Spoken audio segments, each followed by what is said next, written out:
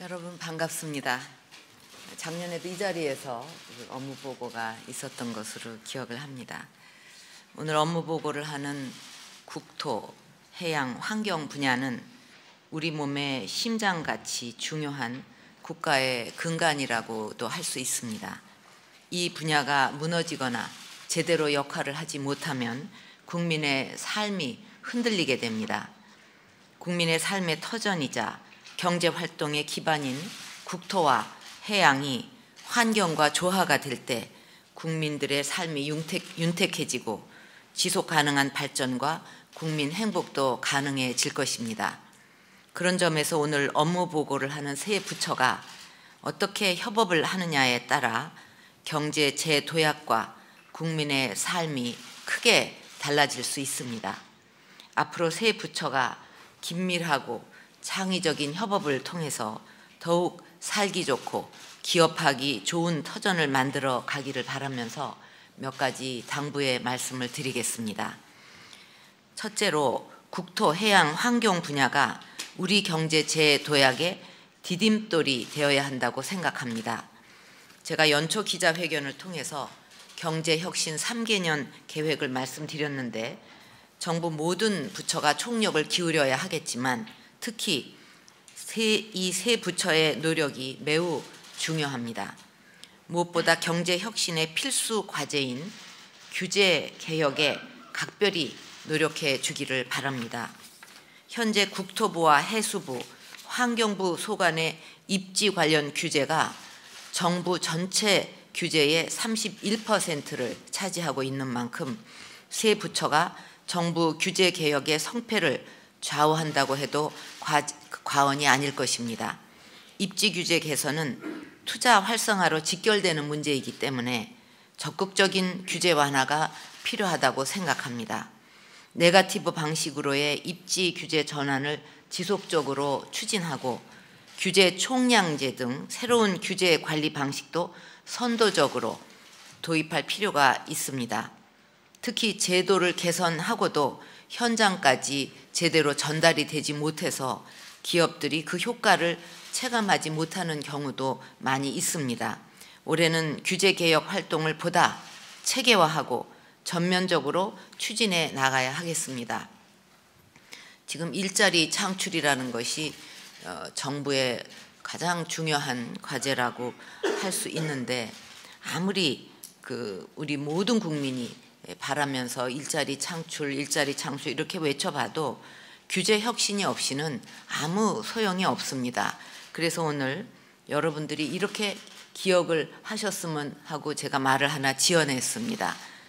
규제 개혁이라고 쓰고 일자리 창출이라고 읽는다. 어떻게 생각하십니까?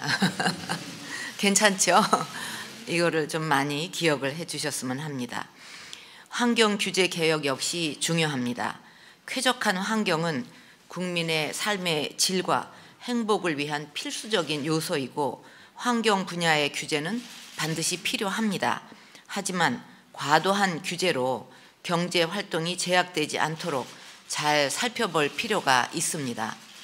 외국에는 없는 예를 들면 이런 환경 규제가 우리나라에는 있다. 그러면 이 부분은 우리가 더 심사숙고를 해서 정말 우리나라에 꼭 필요한 것인가 이렇게 고민을 할 필요가 있겠습니다.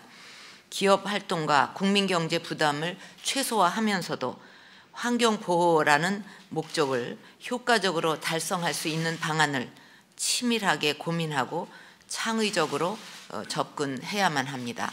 우리가 개구리가 사는 물에다가 호수에다가 돌을 던졌을 때 개구리가 우리는 그냥 던졌지만 개구리는 이 목숨이 왔다 갔다 하는 일이다. 그런 우화를 기억을 하실 겁니다. 그거를 규제하고 관련해서 짓기에는 좀 너무 심한 비유가 될지는 모르겠지만 이게 필요하지 않냐 하고 현실을 더 깊이 고민하지 않고 규제를 만들었을 때 그거는 기업을 죽일 수도 있다. 이런 좀 심각한 고민이 우리 모두에게 필요하다고 생각을 합니다. 예를 들어 작년에 화학물질 관련 법률을 만드는 과정에서 산업계 의견을 충분히 수렴하지 못한 측면이 있었는데 앞으로는 정책 수립 단계에서부터 기업과 경제단체, 경제부처와 다각적으로 의견을 수렴해서 합리적인 방안을 찾아 나가기를 바랍니다. 또한 환경 문제는 규제보다도 과학기술을 이용해서 해결하고 이를 통해서 새로운 산업을 육성하는 것이 올바른 방향이라고 생각합니다.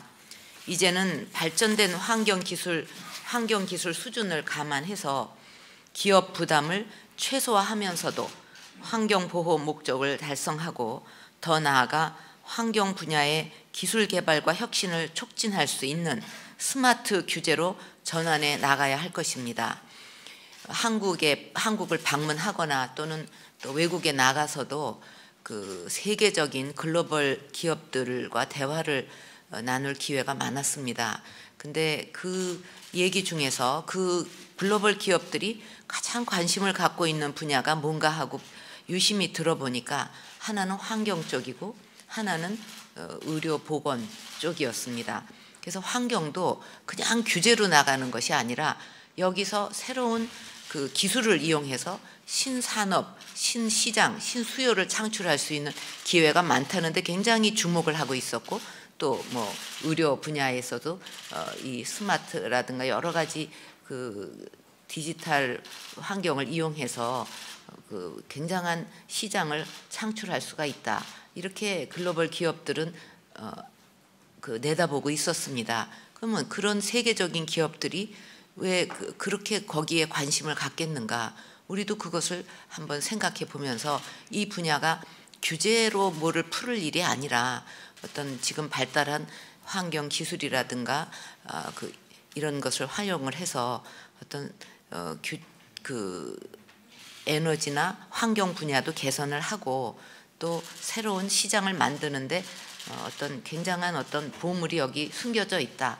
이렇게 좀 발상을 전환할 필요가 있다는 생각을 합니다. 그리고 맑은 공기와 깨끗한 환경을 조성하기 위해서 나무 심기 등의 이런 그 적극적 활동에도 더욱 노력해야 하겠습니다. 또 국토, 해양 환경 분야의 창조 경제 구현에도 더욱 노력해 주기를 바랍니다. 바다는 창조 경제의 보고라고도 할 수 있습니다. 이 내비게이션, 즉 차세대 해양 안전 종합관리 체계 등 융합 신산업과 크루즈 마리나 등 고부가 가치 관광 서비스 산업, 해양 플란트 같은 관련 산업 등 신산업을 적극 발굴하고 또 해운, 항만 산업도 재도약하는 방안을 적극적으로 강구하기를 바랍니다.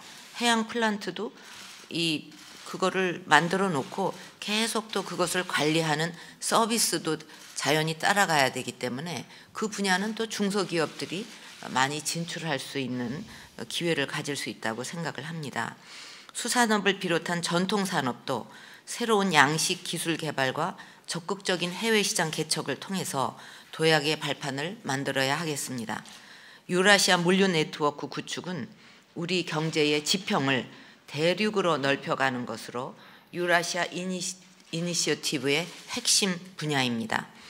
그동안 이와 관련해서 논의만 무성하고 가시적인 성과가 없었는데 작년에 한러 정상회담 등을 통해서 논의 진전에 물꼬가 트인 만큼 관련국 정부와 긴밀하게 협력해서 구체화해 가기를 바랍니다. 또 기후변화와 환경 대응 문제 대응은 창의적인 아이디어와 기술 개발을 통해서 새로운 시장과 일자리를 창출할 수 있는 잠재력이 큰 분야입니다. 현재 추진 중인 친환경 에너지 타운을 차질 없이 추진해서 환경과 에너지 문제를 동시에 해결하는 성공 사례를 만드는 것이 중요하다고 생각합니다. 긴밀한 협업을 통해서 금년 시범 사업을 성공적으로 추진하고 지역 주민의 자발적인 참여를 유도해서 이것이 전국적으로 조속히 확산돼 나가도록 되었으면 합니다. 그 밖에도 동북아 오일 허브, 극지와 심해 개척, 항공산업, 물산업 등 국토 해양 환경 분야는 창조 경제의 잠재력이 그 어느 분야보다도 큰 만큼 세 부처가 막중한 사명감으로 최선을 다해 주기를 바랍니다. 두 번째로 민생을 안정시키는 노력도 국토, 해양, 환경 분야의 핵심 과제입니다. 무엇보다 국민들의 불안 요인 중에 하나인 이 주거 불안 해소를 위해서 역량을 집중해야 하겠습니다. 작년에 2차례의 대책 마련과 취득세 항구 인하, 양도세 중과 폐지 등 핵심 법안 처리를 통해서 주택시장 정상화에 노력한 결과 최근 거래가 늘어나면서 점차 효과가 나타나고 있습니다. 하지만 전세 가격이 계속해서 오르고 서민들의 주거비 부담이 여전히 큰 상황입니다. 전세에서 월세로의 전환 등 주택시장의 구조적 변화와 부동산 경기 상황을 세밀하게 잘 살펴서 선제적이고 근본적인 대책을 펼쳐가야 하겠습니다. 재건축 규제 완화, 월세 세입자에 대한 지원 강화, 공공임대주택 공급 확대와 민간 임대 활성화 등 수급 양 측면을 포괄하는 종합적인 대책을 마련하기 바랍니다. 재난안전관리에도 만전을 기해야 합니다. 최근 여수, 부산 앞바다에서 기름 유출 사고가 반복해서 일어나고 있는데 사고 원인을 철저하게 규명해서 이런 사고가 다시는 재발하지 않도록 근본적인 대책을 마련해야 하겠습니다. 앞으로는 예상 가능한 모든 부분에 안전수칙과 사전 예방 시스템을 만들어 가야 할 것입니다. 초미세먼지, 화학사고 등 새로운 환경위해 요인과 기후변화로 인한 대형 재난에 대한 대응도 강화해 가야 하겠습니다. 특히 올 겨울에는 대기 중에 초미세먼지가 자주 발생해서 국민 건강과 생활에 악영향을 미쳤습니다. 그동안 환경부의 선제적인 대응이 부족했던 것은 아닌지 자문해 볼 필요가 있습니다. 중국의 경제 성장이 지속되는 상황에서 이 대기 오염에 대해 중국과의 협력에 더욱 적극적으로 나서야 하고 화학물질 사용, 유통량이 크게 증가하고 있는 상황에서 안전수칙을 체계화하고 철저히 지키도록 하는 노력도 더 해야 할 것입니다. 주변국과 환경외교 노력을 강화해 나가고 급증하고 있는 화학사고와 기상이변 등 국토, 해양, 환경 분야 전반에 걸쳐서 재난안전관리체계를 다시 한번 돌아보고 필요한 보완을 해 나가기 바랍니다. 이 세 부처가 할 일이 엄청 많죠. 정말 많다는 생각이 듭니다. 그런데 하나하나가 국민 생활에 많은 영향을 미치기 때문에 정말 관심을 기울이지 않을 도리가 없습니다. 이제 마지막으로 공공부문 방만 경영이나 지역 민원성 SOC 사업 등 비정상적인 관행의 정상화도 적극 추진해 나가야 하겠습니다. 현재 국토부 산하 공공기관의 부채는 전체 공공기관 부채의 절반 가까이를 차지하고 있고 지난 10년간의 그 부채 규모가 47조에서 224조로 5배 가까이 늘었습니다. 과거 정부의 국책 사업을 떠맡아서 추진하는 과정에서 부채가 급격하게 늘기도 했지만 해당 공공기관의 방만 경영과 과도한 복지 비용 등도 주요 원인인 것이 사실입니다. 국토부와 산하 공공기관들이 합심해서 공공기관 자체적으로 추진할 사항과 정부가 해결해 줘야 할 부분 등을 구체화해서 속도감 있게 개혁을 추진해 나가기를 바랍니다. 철도산업 경쟁 체제 도입 과정에서 본 것 같이 근거 없는 괴담이나 노조의 불법 파업 등이 국민 여론을 호도하고 공공부문 개혁을 지연시키는 일이 다시는 일어나지 않도록 철저하게 대비할 필요도 있겠습니다. 공공부문 개혁 관련 정책을 국민들에게 투명하고 정확하게 알려서 국민의 이해와 지지를 바탕으로 공공부문 개혁을 추진해 나갈 수 있도록 해주기를 바랍니다. 그리고 최근에 국토부 산하협회에서 국민들의 부동산 거래 개인 정보가 무단으로 저장되고 방치되었다는 보도가 있었습니다. 국민들이 개인정보를 제공하는 것은 이것이 잘 지켜질 것이다 하는 믿음이 있기 때문 아니겠습니까? 비록 이런 문제들이 과거부터 쭉 이어져 왔기 때문에 뭐 의뢰 그런 거 아니냐 이렇게 생각이 될 수도 있겠지만 국민 입장에서는 이거는 정말 심각한 문제입니다. 그래서 이제부터는 이런 잘못된 문제들을 철저히 파악해서 재발하지 않도록 노력해야 할 것입니다. 그래서 오늘 업무 보고에서 우리 경제의 재도약과 국민 행복 실현을 위한 구체적이고 창의적인 논의가 활발하게 있기를 기대하겠습니다. 감사합니다.